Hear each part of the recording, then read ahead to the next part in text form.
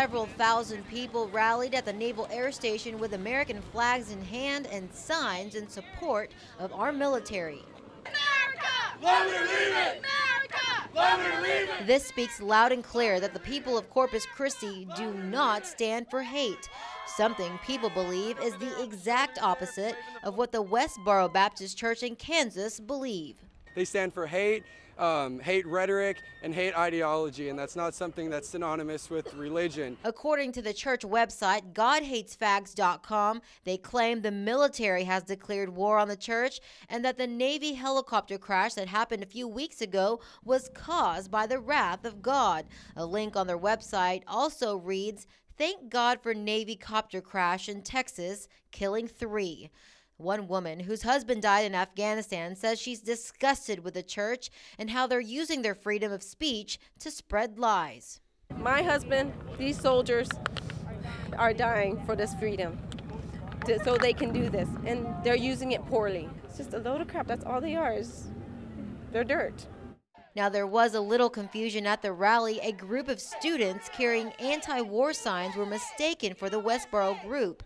Tensions began to rise, but police reassured them that they were not part of the church.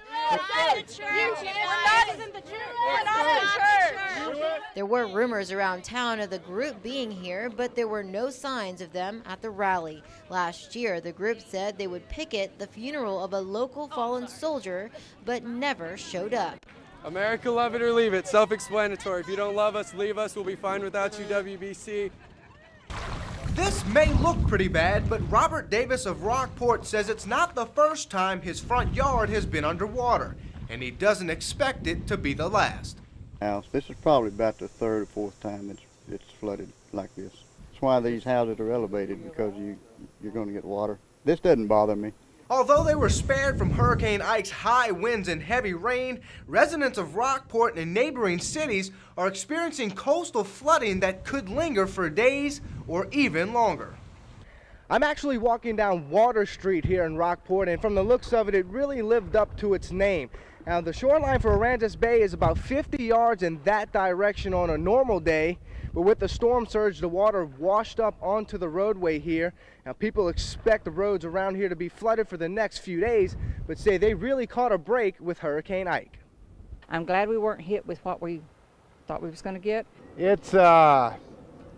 We're really lucky. That's the same sentiment of folks in nearby Fulton, where the water is as high as it's ever been.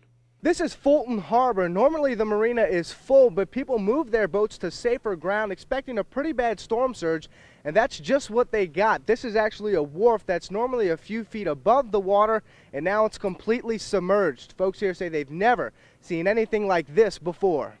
Were you expecting the water to come up this high? Or? Yes, we figured it would, and in fact thought maybe it may be higher than this in all reality, you know, because they had predicted that thing to come a little farther south originally. In Ingleside, waves continued to push water up to these homes at Ingleside on the Bay as of Saturday afternoon, flooding much of the coastal community that is located along Corpus Christi Bay. The water is a nuisance, but we can deal with it. It'll eventually go down, and we'll have a little bit of cleanup, but hopefully not too bad. And that's the attitude of most people in these parts of the coastal bend, who are just thankful things aren't as bad as they could have been. I feel sorry for the people in Galveston and Houston, because it's terrible. But had we gotten a direct hit, we wouldn't be standing here today. Ben Gegenheimer, Action 10 News. This was an accident last year out of Houston caused by street racing. The driver lost control, hit a tree, and the car was split in two. It's a perfect example of why street racing is so dangerous and illegal. If you lose it, you can hit the other car, or you can go off the road, damage your car. And this is a good reason why these people don't do it anymore. It's not worth it to play around on the street. It's dangerous. Carl Christmas admits he's been in trouble with street racing, but now he's involved with the South Texas Sports Car Club of America, where they race every month out here at Waldron Field. It's basically street racing off the streets. It's safe and legal and fair, and there are some rules, and it really does show who's the best driver. Car club members are trying to reach out to young drivers about the dangers of street racing. We try to reach out to these young people to get them off the streets and onto a controlled place. Here's how it works. Each driver is timed to go through the course. Their goal is to make it under 30 seconds. Good to go, Pat.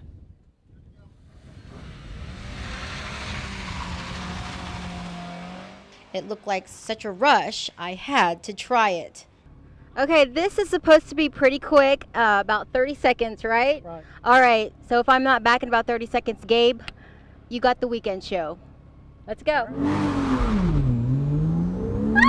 That screaming was all in fun. It was a close call, but we got in right at about 29 seconds. Sorry, Gabe. So even though there's tough competition out here, everyone has fun and learns from each other's driving. This is something former street racers hope carries over to those remaining street racers.